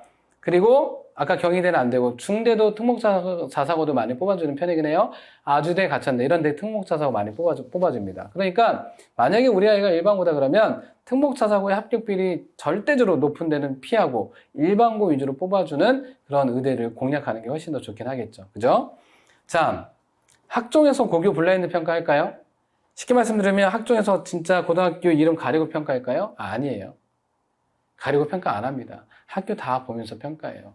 자, 여기 잠깐 보실게요. 이게 뭐냐면 작년 거는 이건 아직 그 입수를 못 해가지고 재작년 거 주요 의대 등급별 지원 및 합격 비율이에요. 자, 성균관대 의대, 고대 의대, 고대가 이제 학업우수형이랑 계열적합형 두 개 있다고 말씀드렸잖아요.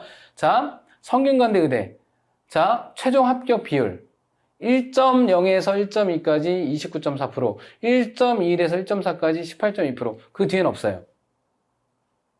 그러면 내신 좋으면 성균관대 의대도 일반고 뽑아준다는 얘기인데 내신이 애매하면 안 뽑아준다는 얘기예요. 자, 고대 내신 좋으면 일반고 뽑아준다는 얘기인데 내신이 애매하면 안 뽑아준다. 근데 고대 계열적합형은 아예 1점대에서 일반고 합격 비율이 없어요. 왜? 이거는 고대 계열적합형은 영과고 애들이 뽑기 위한 그런 전형이에요. 간혹 가다가 전사고 애들도 뽑아주긴 하지만. 그러니까 학교별로 전형별로 구분해서 우리 학생들이 지원을 해야 돼요. 근데 한양대가 달라졌어요. 한양대는 일반고 합격 비율이 높아졌습니다.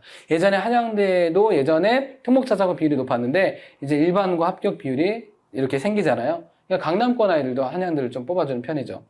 그리고 경희대도 이 보시면 이거는 이제 재작년 거기 때문에 작년엔 더 일반고를 더 위주로 많이 뽑았습니다. 그러니까 경희대는 특목자사고는 피해야 돼요. 자, 중대 일반고 비율 높진 않죠. 그죠? 탐구형에서 일반고 비율 높진 않아요. 그러니까 중대는 적절하게 일반고도 좀 뽑아주고 특목고도 좀 뽑아주고 적절하게 그래도 균형을 잡고 뽑아주는 학교가 중대, 이렇게 말씀드리고 넘어가도록 할게요. 자, 이제 정시에 대해서 말씀드릴게요. 자, 수능 응시 변화. 아직 올해 수능은 지금 원서 접수하고 있거든요. 아직 얼마만큼 접수했는지 몰라요. 근데 작년 거 잠깐 보시면 재학생은 35만 명 접수했고 그 다음에 졸업생은 14만 명. 자, 재작년과 비교했을 때 재학생은 줄었습니다. 올해는 더 많이 줄어요. 올해 고3이 최근 들어 재학생 수가 제일 적은 거 아시죠? 자, 그리고 재작년에 비해서 작년에 졸업생이 더 늘었어요. 그래서 졸업생이 응시가 14만 명. 올해는요, 역대급으로 재수생이 많이 는다고 하죠. 자, 재작년에 비해서 지금 7만 4천 명이 는 거거든요, 작년에. 그러면 작년에 비해서 올해 제가 봤을 때는 한 16만 명 정도 될 것 같아요. 16만 명 내외. 그러면 16,000명 넘게 지원할 가능성이 높다라는 겁니다. 왜죠? 수능이 쉽게 출제될 거다 라는 얘기가 요즘 되게 많았잖아요. 그러니까 너도 나도 올해 한 번 더 해볼까? 그래서 역대급으로 재수생들이 엄청 많이 들어올 거예요. 올해. 재학생 수는 적지만. 그러니까 재학생들은 이제 좀 긴장해야 되죠. 재수생들이 최근 들어서 제일 올해 많이 수능을 응시할 가능성이 높아졌기 때문에. 일단 그 정도만 말씀드리고 넘어갈게요. 그리고 이제 과목을 보시면, 자, 아시겠지만 화작 선택 비율이 줄었죠? 재작년에 작년에. 엄매가 더 늘었습니다. 올해도 그건 더 심해질 거예요. 엄매가 표준 점수에서 유리하기 때문에. 자, 수학도, 자, 작년까지는 확통 50%, 미적 기하 합쳐서 50%, 거의 1대1. 근데 올해는요, 네, 진짜 오랜만에 이과가 추월, 문과를. 그럼 올해 예상은 미적 기하가 한 52%, 확통이 한 48%, 그 정도로 이제 역전 현상이라는 게 올해 첫 해입니다. 최근 들어서. 그래서 이과가 조금 더 많아지는 그런 해다. 일단 이 정도 말씀드리고 넘어가도록 하겠습니다. 자, 내년에는 아까 말씀드렸지만 문과도 이과 지원이 가능해요. 이과는 원래 정시에서. 그리고 이과는 원래 교차 지원 됐었잖아요. 그죠? 근데 보실게요. 뭐 빨간색 해놓은 거. 자, 연대가 정시에서 수학탐구 응시 영역 선택 제한을 폐지했다. 그죠? 그러니까 이과도 확통이랑 사탐에도 이과 지원이 가능하다는 얘기예요. 그죠? 근데 각 계열을 조금 보호를 해줍니다. 무슨 말씀이냐?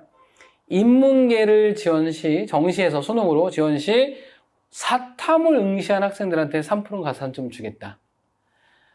그럼 이 얘기는 이과 애들이 이제 인문계 지원하게 되면 이 가산점 못 받는다는 얘기가 되겠죠. 과탐 선택한 이과 아이들이 인문계 지원했을 경우에는 가산점 못 받고, 반대로 사탐을 응시한 문과 애들이 자연계 지원했을 경우에는 이 가산점 3% 가산점 못 받아요. 그러니까 이거는 각 계열을 보호해 주는 그런 차원이에요. 그러니까 이과는 이과로 가게 되면 과탐 응시한 애가 이과를 지원하면 3% 가산점 받고, 사탐을 응시한 아이가 문과 지원하면 또 3% 가산점 받고 보호해 주기 위한. 그래도 이과가 특히 그 과탐도 그렇고 특히 수학에서 표점을 높게 받기 때문에 인문계 아이들한테 3% 사탐 응시자한테 3% 가산점 준다 하더라도 교차 지원하는 거는 그렇게 어렵진 않을 겁니다. 현실적으로. 자, 고대 같은 경우에는 수학은 응시 영역 선택 폐지. 그렇지만 이과는 무조건 과탐을 선택해야 정시에 지원 자격을 준다. 뭐 대학마다 좀 달라요. 가정교육, 간호학교 빼고는. 자, 이런 간단하게 말씀드렸고, 그래서 아까는 수시 말씀드렸지만 정시로 무조건 미적 기하를 해야 된다. 수학에서 이 대학들. 그리고 무조건 과탐해야 된다. 서울대, 고대 뭐 이렇게. 그러니까 서울대는 정시에서 내년에도 무조건 수학은 미적 기하 해야 돼요. 그리고 과탐은 무조건 탐구는 무조건 과탐을 해야 돼요. 그리고 이제 학교별로 조금 수학 제한이 없는 학교, 과학 제한이 없는 학교. 그렇지만 수학 제한 없지만 가산점을 주고 안 주고, 과탐 제한 없지만 가산점을 주고 안 주고, 학교마다 좀 달라요. 정리해 놓은 거니까 이 부분은 캡처해 두셨다가 나중에 참고하시면 될 것 같습니다. 자, 그리고 요거는요, 이제 내년이잖아요. 내년 주요 대학 정시에서 반영 비율. 자, 국어, 수학, 영어, 탐구인데 제가 이거 연대 같은 경우는 지금 초록색으로 해놨는데, 연대가 원래 문과에서는 국어랑 수학의 반영 비율이 제일 높았어요. 국어 100일 때 수학 100. 그리고 탐구는 50%밖에 안 됐었거든요. 근데 내년서부터는 수학의 비중을 좀 줄여줍니다. 그죠? 국어의 비중이 엄청 높아져요. 문과 아이들. 근데 이과는 국어가 100일 때 수학이랑 탐구가 150%. 그러니까 얘보다 1.5배, 얘보다 1.5배. 이과는 똑같거든요. 근데 문과는 수학의 비중을 낮춰주고 국어의 비중을 높여줍니다. 그러니까 이제 수학 조금 약해도 문과 애들, 국어 잘하는 애들한테 조금 유리해진 거죠. 그리고 이제 성균관대 같은 경우는 자, 자연계, 인문계 이렇게 반영 비율 20, 40, 10, 30 또는 30, 40, 10, 20 두 개로 나눠놨는데, 국어를 잘하는 애 같은 경우는 뒤에 국어의 반영 비율이 높은 이 B 유형으로 적용이 되는 거고, 이과인데도 만약에 국어를 못한 아이다 그러면 A 유형으로 해서 이렇게 해서 과탐 잘했고 국어를 못했다 그러면 A 유형에서 반영돼서 더 유리한 조합으로 지원이 가능하게 만들어 놨습니다. 이게 올해까지는 안 그래요. 내년서부터입니다. 자, 성균관대는 그 이과 올해까지도 똑같아요. 국어보다 수학, 과학의 반영 비율이 높아요. 이렇게 A, B는 안 나눠놨거든요. 이 문과도 마찬가지고. 일단 이렇게 조금 다른 형태로 내년부터 바뀌게 된다. 일단 요 말씀. 그리고 중대 같은 경우는 상경계열은 국어보다 수학의 반영비율이 높아요. 문과지만. 인문계열은 수학보다는 국어의 반영비율이 높고. 그래서 이것도 어떤 게 더 유리할지 판단해서 나중에 지원 전략을 세우면 되겠죠. 자, 넘어갈게요. 정시 과탐 제2호 선택. 무슨 말씀이냐? 선생님, 우리 아이가 서울대 의대를 목표로 하는데요. 생지 선택해도 되죠? 수능에서. 안 되죠? 자, 의대, 탐구 중에서 물원, 물투, 화원, 화투 중 한 개 과목 이상 반드시 응시하여야 함. 제가 며칠 전에 조금 아쉬웠던 아이가 전 과목 내신 1등급이에요. 서울대 직윤 받을 수 있어요. 왜냐하면 전교 1등인 거니까. 전 과목 1등급. 상담하기 전에 자료를 쭉 보는데 얘 서울대 의대 지원시켜야겠다. 근데 수능에서 생지를 하더라고요. 수능에서.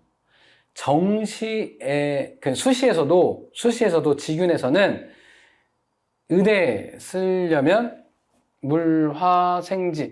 물원, 물투, 화원, 화투 4개 중에 하나 이상 반드시 해야 되거든요. 근데 이 아이는 생지를 하다 보니까 서울대를 못 써요. 너 고민해봤니? 해봤대요. 물 원투, 화 원투 중에 하나 해보려고 해봤니? 선생님 고민해봤는데요. 도저히 못하겠어요. 서울대만 목표로 하면 그냥 이 4개 중에 하나 선택하면 되는데 또 다른 대학 수능 최저학력 기준 높은 대학들 쓰거든요. 고대 4개 합 5, 4개 등급 합 5, 카톨릭대 직윤 4개 등급 합 5. 이러다 보니까 과탐 하나를 자기가 자신 없는 걸로 선택을 하다 보면 4개 합 5를 못 맞추겠는 거죠. 그래, 선생님도 아쉽지만 그럼 서울대 의대는 쓰지 말자. 대신 서울대 약대 쓰자. 약대는 이 기준이 없거든요. 그래서 아쉽게 서울대는 직윤을 약대를 쓰고 나머지는 다 의대 쓰는 걸로. 이건 서울대는 수시에서도 의대 물 원투, 화 원투 중에 하나 반드시 직윤에서입니다. 일반은 수능 최저가 없으니까 직윤에서는 이 4개 중에 반드시 하나 선택을 해야 돼요. 일단 이 정도 말씀드리고 넘어가도록 하겠습니다. 자, 요거는 올해 상황 지켜보십시오. 자, 여기 보실게요. 사탐은 크게 상관이 없어요. 투 과목이 없기 때문에. 자, 물리 원, 이제 위에 거는 다 원 과목이에요. 물원, 화원, 생원, 지원. 자, 50점 만점 받았을 때 표준 점수를 보면 물원 69, 화원 71, 생원 66, 지원 71. 근데 투 과목은 50점 만점 받았을 때 물투 88. 표준 점수가요. 그리고 화투 93. 표준 점수가. 생투 50점 만점 받았을 때 90. 표준 점수가. 지투 98. 어마어마하죠. 자, 보통은 정시에서 연대, 고대 이런 데가 변환 표준 점수로 활용을 합니다. 서울대는 그냥 수능 성적표에 기재된 표준 점수를 그냥 활용해요. 그러니까 이 정도면 만약에 서울대 의대를 간다. 그럼 투 과목 하나 무조건 해야 돼요. 최소한. 안 그러면 표준 점수 차이에서 원 과목 2개의 한 아이가 투 과목 하나 이상 한 아이를 이길 수가 없습니다. 그러니까 서울대 만약에 의대를 목표로 한다라고 한다면 무조건 투 과목 생각을 해야 되고, 선생님 서울대 의대는 아닌데 표준 점수가 이렇게 높게 나오면 그냥 일반학과 서울대 목표를 한다 하더라도 투 과목 하는 게 좋을까요? 올해 수능 지켜보십시오. 올해 정시에서도 이렇게 이 정도까지는 높게 나오지 않을 것 같긴 하지만 그래도 여전히 높게 나올 거거든요. 올해 수능을 지켜보시고 투 과목을 쓸지 말지를 고1, 2는 쓸지 말지가 아니라 투 과목을 선택해서 공부할지 말지를 올해 수능 결과를 보고 판단하십시오. 근데 여전히 투 과목 표준 점수 높을 겁니다. 올해 수능에서. 이미 빠져나갈 애들 많이 빠져나갔거든요. 근데 고1, 2 때는 좀 달라질 거예요. 내년에. 왜냐면 올해 이러니까 잘하는 애들이 투 과목도 많이 들어올 것 같긴 하거든요. 자, 올해 수능 결과를 보고 고1, 2는 판단하는 걸로 그렇게 말씀드리고 넘어가도록 하겠습니다. 자, 지금 수능 제2외국어 말씀드릴게요. 좀 전에 과탐 말씀드렸으니까. 선생님, 수능 제2외국어 선택해야 되나요? 자, 서울대 직윤, 무조건 한문 제2외국어 하나 선택해야 돼요. 직윤에서 수능 최저학력 기준 적용할 때. 자, 정시에서도 무조건 제2외국어 한문 응시를 해야 지원 자격 줍니다. 그러니까 서울대를 생각하면 무조건 응시를 해야 되는 게 맞죠? 그리고 고사장 분위기가 좋아요. 제2외국어를 선택한다라는 거는 서울대를 생각을 하고 있다는 얘기이기 때문에 고사장 분위기가 되게 좋다. 자, 그 부분. 그렇지만 고사장 분위기는 좋지만 내가 이제 고사장이 조금 떨어질 수는 있어요. 엄청 많이는 아니고. 왜냐면 서울 제2외국어 선택하는 아이들이 이렇게 많지는 않다 보니까 걔네들을 위해서 따로 이제 고사장을 만들어 줘야 되는 거잖아요. 그러니까 조금 떨어질 수 있어요. 그렇다고 너무 멀리까지 가지는 않습니다. 자, 그럼 제2외국어 공부를 해야 될까요? 아닙니다. 응시만 하게 하십시오. 이과도 교차 지원 생각하면 응시만 하게 하십시오. 절대 공부하게 하지 마시고요.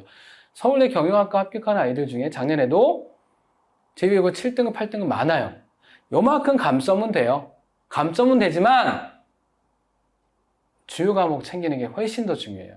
경영학과 7등급, 8등급 제2외국어 맞아서 합격하는 애들 많습니다. 주요 과목이 훨씬 더 중요해요. 응시만 하되 공부는 절대 하게 하지 마십시오. 선생님, 그럼 어떤 과목 선택해야 되나요? 그냥 우리 학생들이 그래도 자신 있는 과목이요.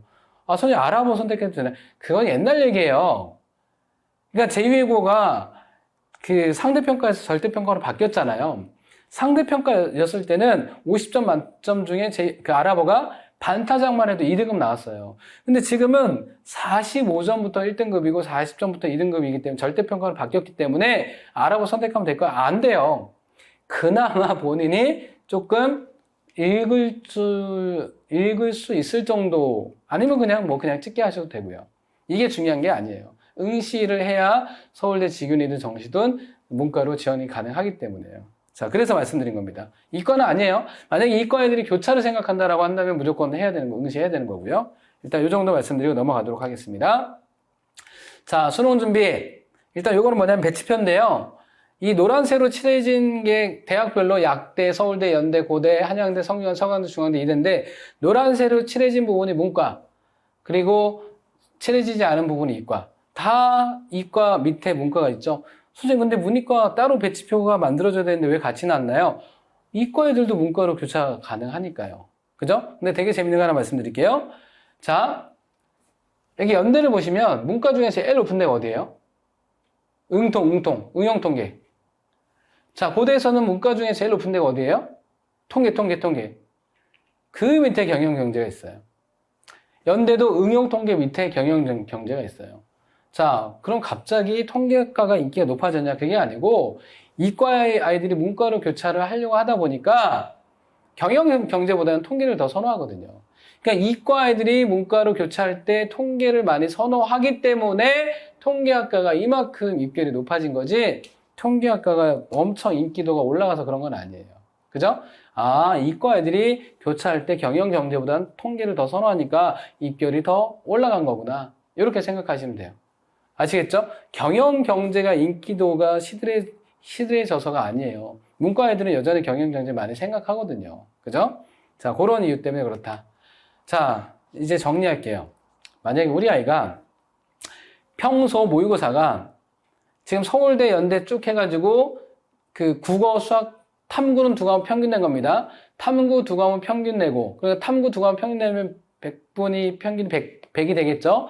국어도 100, 수학도 100. 그 탐구 두 과목 평균 낸 거 플러스 국어 100분이, 수학 100분이 한 게 300% 만점 중에서 요 사이에 들어있다. 그럼 서울대 문과 지원 가능해요. 그 다음에 280에서 290이다. 연대 가능하고, 280에서 293, 이것도 뭐 고대, 연고대 큰 차이는 없으니까 가능하고. 근데 모의고사가 어느 정도 나오는지 보시고, 우리 아이가 내신이 어느 정도인가. 자, 모의고사로는 요 정도 100분이 안에 들면 얘네 대학이 가능한 거고요. 내신으로는 요 정도 되면은 학종으로 요 정도 대학을 지원할 수 있는 그런 정도 내신이 돼요. 선생님, 괄호 안에 있는 건 뭔가요? 교육특구. 그러니까 고대는 문과도 한 2.6 정도면 1단계 통과시켜 주거든요. 학과에 따라 좀 다르긴 하긴 하지만. 자, 그래서 이 괄호 안에 있는 거는 교육특구, 그리고 앞에 있는 거는 그냥 일반고. 그래서 조금 괄호 안에 있는 거 교육특구를 한 0.3등급 정도 여유를 좀 둔 겁니다. 그래서 우리 아이가 내신이 어느 정도인지, 아니면 모의고사가 어느 정도인지, 어떤 게 더 강점인지, 그러면 어디 쪽에 조금 더 주력을 할 것인지, 그거를 비교해 보시는 차원에서 이렇게 만들어 놓은 거예요. 자, 그럼 이과도 보실까요? 이과도 크게 다르지 않아요? 자, 이과도 보시면 이렇게 100분위, 이 정도면 서울대, 이과는 이제 의학계도 있으니까 이 정도 290에서 299면 의대 가능하고 쭉 해놨고, 그 다음에 내신은 문과보다 이과 아이들이 내신이 더 좋잖아요. 똑같은 대학이라 할지라도 내신이 더 높습니다. 문과보다는 이제 구분하셔야 돼요. 역시 괄호 안에 있는 거는 교육특구. 그래서 조금 이제 내신에 여유를 둔 거죠. 그래서 마찬가지로 우리 아이들이 평소에 모의고사가 어느 정도인지, 내신이 어느 정도인지, 한 2학년 1학기 지금 정도 됐으면 어떤 게 더 강점인지 보시고 확실하게 확연하게 차이가 난다. 그럼 한쪽에 조금 더 집중시켜 주신 것도 2학년 학생들한테는 조금 전략입니다. 1학년 아이들은 조금 더 지켜보시고요. 1학년까지 지켜보시고, 조금 늦으면 2학년 1학기까지 지켜보시고. 자, 그렇게 해서 어떤 게 더 강점인지 비교해 보시면 돼요. 자, 수능 준비 전략. 지금 고3 아이들한테도 해당되는 얘기입니다. 고3 9평 수학 난이도 9평 보고 이제 유형이 좀 달라져 있을 거예요. 킬러 문항 없어지고 준킬러. 그러면 앞으로는 수능 기출문제를 막 푸는 것보다 이 9평에 나왔던 이 신유형 문제들을 계속 연습시키셔야 돼요. 그래서 이 대치동에 있는 뭐 시땡, 그 다음에 뭐 그 두땡, 요 선생님들의 문제집. 왜냐면 강사분들은 되게 발빠르게 이 9평 나온 유형을 보고 발빠르게 모의고사 문제를 만들어내거든요. 그거 가지고 계속 연습해 주는 걸로 가야 돼요. 9평 시험 보고 난 뒤에. 혼자 뭐 인강 듣고 공부하게 하지 마시고, 이제는 어느 정도 됐다 그러면 여기저기서 9평 기출 문제를 가지고 변형해서 모의고사 문제를 만든 그런 걸 가지고 애들 계속 연습시키셔야 됩니다. 수학 그거 되게 중요합니다. 자, 그리고 국어는 이제 특정한 학생한테 유리한 지문 배제. 그러니까 물리 지문이 나와요. 그럼 물리 잘하는 애들한테 유리한 거죠. 그런 지문이 배제가 될 거예요. 그래서 지문이 조금 쉬워지게 되는 거죠. 자, 탐구는 크게 변화는 없을 거예요. 뭐 제가 전공이 화학이긴 하지만 크게 탐구는 변화는 없을 겁니다. 뭐 탐구 가지고 뭐 킬러문에 어쨌느니 이런 건 아닌 거니까. 자, 그리고 수능 최저는 이제 9편 끝나고 나면 선택과 집중해 줘야 됩니다. 만약에 뭐 의대를 쓴다, 3합4다. 하나가 조금 안 나온다. 그래서 3합4 무조건 맞춰야죠. 물론 4합 뭐 5다 그러면 다 신경 써야 되는 건 맞지만. 그리고 예를 들면 그냥 교과전 생각한다. 뭐 예를 들면 3합 7이다. 하나가 안 나온다. 그럼 3합 7 또 집중해 줘야 되는 거고요. 9편 끝나고 나면 만약에 우리 아이가 수능 최저 때문에 조금 애매하다 그러면 하나는 안 나오는 거 버리고 선택과 집중으로 가야 됩니다. 자, 이제 매점 하나씩 말씀드릴게요. 자, 첫 번째. 앞으로 고1, 2 학생들한테 해당되는 얘기예요. 중학교도 마찬가지긴 한데 전공 관련 선택 과목 정말 중요합니다. 아까 제가 연대, 고대, 성균관대, 중앙대, 경희대 공동 연구한 거 보여드렸죠? 그 학과별로 어떤 전공을 가느냐에 따라서 선택 과목이 달라져야 된다. 이거 되게 중요한 말씀 드리고 넘어갈게요. 그리고 고려대가 올해 학추랑 교과전형이죠. 학업 우수형, 학종이죠. 두 개 중복 지원 불가하다. 그러면 학업 우수형 입결이 좀 내려갈 수밖에 없습니다. 내신 좋았던 아이들이 중복해서 시험 못하니까. 그죠? 근데 내년에는 학우가 서류 100이다. 납치다. 그러니까 고대 조금 더 이제 기회가 된다. 납치니까 수능 잘 나온 애들 안 쓰려고 할 거잖아요. 면접 없어지니까. 그죠? 자, 그거. 자, 내신 부족 시에는 수능 최저 높은 곳을 공략을 해야 된다. 그 중앙대가요. 재작년에 논술 전형에서 약대가 경쟁률이 147대 1인가 그랬거든요. 근데 수능 최저가 4개야 뭐예요? 4개야 뭐. 엄청 높죠? 실질 경쟁률. 그냥 경쟁률 145대 1. 147대 1. 수능 최저를 통과한 아이들만의 실질 경쟁률이 3대 1이었습니다. 작년을 보니까 중대 약대가 논술 전형 경쟁률이 126.8대 1. 그냥 경쟁률이요. 근데 수능 최저 통과한 아이들만의 실질 경쟁률이 6.8대 1. 조금 올라가긴 했더라고요. 그러니까 수능 최저가 높은 곳은 그만큼 실질 경쟁률이 낮아요. 내신이 조금 부족하다 그러면 수능 최저 높은 곳을 공략을 해야 되는 전략. 향상도 각인시켜 주십시오. 우리 아이들. 야, 수능, 야, 내신 조금 안 나왔어? 야, 계속 이렇게 올라가면 향상도 몇 점 나올 거야. 계산식은 없지만, 아까 말씀드렸지만, 계산하기 복잡하시면 데리고 오라고 말씀드렸습니다. 이거 되게 중요합니다. 학종에서는. 자, 그리고 앞으로 우리 아이들 내신도 그렇고, 모의고사도 그렇고, 엄마 다음 시험에 100점 맞을게. 이렇게 가면 안 돼요. 점수 목표보다 구체적으로 부족한 개념, 단원. 엄마, 내가 이번 개념에서 예를 들면 2차 방정식이 조금 좀 그랬어. 엄마, 내가 삼각함수가 좀 그랬어. 도형이 좀 그랬어. 공간 도형이 좀 그래. 자, 그러면 부족한 개념에 대한 목표를 세워서 그 다음 시험을 대비를 해야 되지. 엄마, 내가 이번에 90점 나왔으니까 다음 시험 80점이 아니라, 예, 다음 시험 100점 목표로 할게. 이게 점수 목표로 가면 안 돼요. 그럼 구체적인 목표를 설정 못 합니다. 그래서 무조건 구체적으로 부족한 개념에 대한 학습 목표를 세워서 그 다음 시험을 대비를 해줘야 됩니다. 일단 이렇게 말씀 좀 드리고 싶고요. 그리고 너무 욕심 부려서 어려운 거 막 풀려고 하지 말고요. 일단 기본적으로 맞힐 수 있는 것부터 맞추고 그 다음에 단계별로 올라가는 전략으로 가게 하십시오. 그럼 아이들이 조금 더 자신감도 생겨요. 안 그러면 기본적인 것도 지금 틀리는데 어려운 거 막 하고 있잖아요. 그러면은 이도저도 안 돼요. 애들 너무 힘들어합니다. 단계별로 갈 수 있게 만들어 주셔야 되고요. 활동보다는 뭐다? 학업 역량이다. 아까 진로 역량 중에서도 제일 중요한 게 전공 관련 교과를 있었냐 안 했냐. 두 번째는 전공 관련 교과 성취도는 좋으냐. 세 번째가 활동이었잖아요. 그래서 앞으로 우리 학생들, 고1, 2 학생들 같은 경우는 활동보다는 무조건 학업 역량부터 채우는 걸로 그렇게 가야 됩니다. 상담은 가급적 빨리 받게 하시는 게 좋습니다. 왜냐하면 객관적으로 현실적인 아이들 위치도 몰라요. 그렇다고 해서 아이들이 기죽이지는 않습니다. 자, 야, 너 현재 이 정도인데 이렇게만 하면 조금 더 너가 이제 가고 싶어 하는 데 갈 수 있을 것 같아 하면서 목표를 설정해주고 그 다음에 동기부여를 시켜줍니다.